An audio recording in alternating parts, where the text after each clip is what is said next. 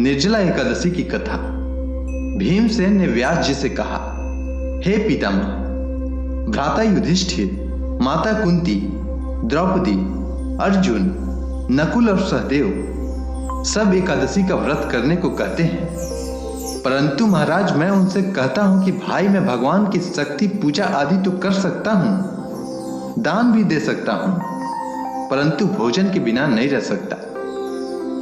इस पर व्यास जी कहने लगे, हे भीमसेन, यदि तुम नरक को बुरा और स्वर्ग को अच्छा समझते हो तो प्रति मास की दोनों एकादशियों को अन्न मत खाया करो। इस पर भीमसेन व्यास जी से कहते हैं, हे पितामह, मैं तो पहले ही कह चुका हूं कि मैं भूख सहन नहीं कर सकता।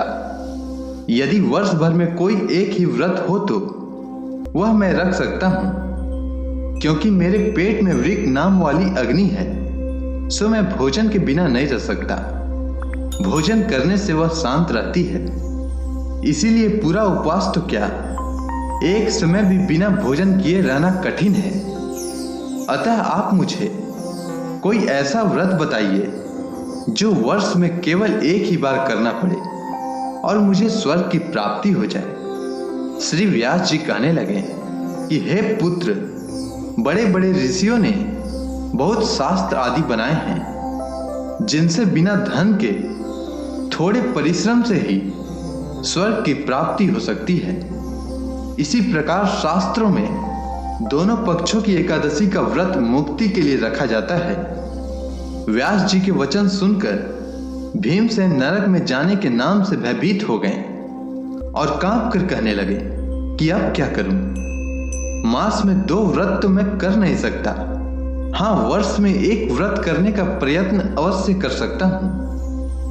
अतः वर्ष में एक दिन व्रत करने से यदि मेरी मुक्ति हो जाए तो ऐसा कोई व्रत बताइए। यह सुनकर व्यास जी कहने लगे कि वृषभ और मिथुन की संक्रांति के बीच ज्येष्ठ मास के शुक्ल पक्ष की जो एकादशी आती है उसका नाम निर्जला है।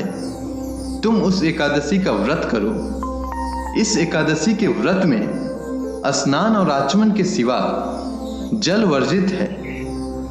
इस दिन भोजन नहीं करना चाहिए, क्योंकि भोजन करने से व्रत नष्ट हो जाता है।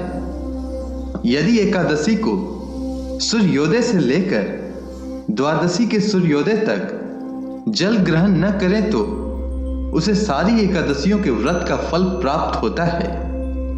द्वादशी को सूर्योदय से पहले उठकर स्नान आदि करके ब्राह्मणों का दान आदि देना चाहिए।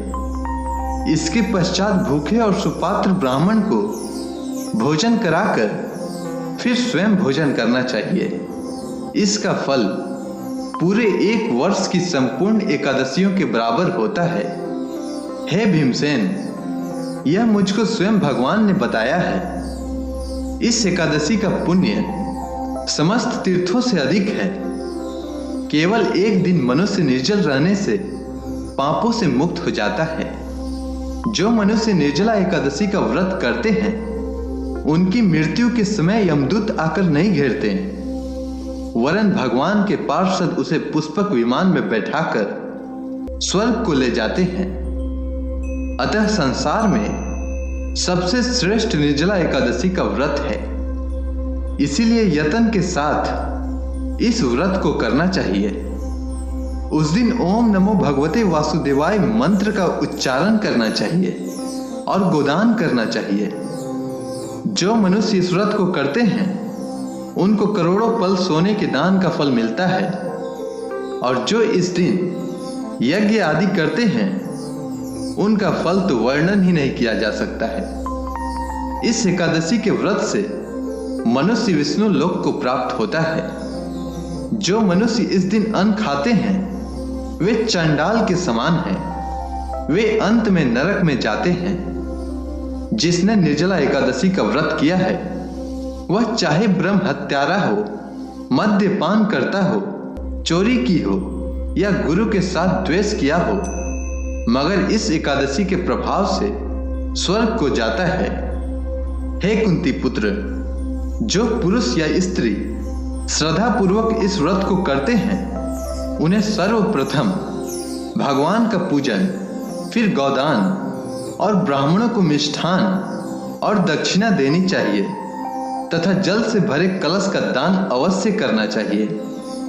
निर्जला एकादशी के दिन अन्न, वस्त्र और उपाहन आदि का दान भी करना चाहिए।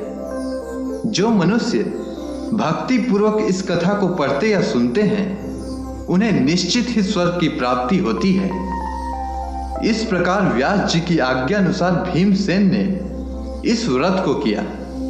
इसीलिए इस एकादशी को भीमसेनी या पांडव एकादशी भी कहते हैं। निर्जला व्रत करने से पूर्व भगवान से प्रार्थना करें कि हे भगवान, आज मैं निर्जला व्रत करता हूं, दूसरे दिन भोजन करूंगा। मैं इस व्रत को श्रद्धा पूर्वक करूंगा, अतः आपकी कृपा से मेरे सब पाप नष्ट हो जाएं। इस दिन जल से भरा हुआ एक घड़ा वस्त्र से ढककर स्वर्ण सहित दान करना चाहिए। अगर आपको यह कथा अच्छी लगी हो तो कमेंट सेक्शन में ओम नमो भगवते वासुदेवाय नमः लिखना न भूलें। जय श्री कृष्ण।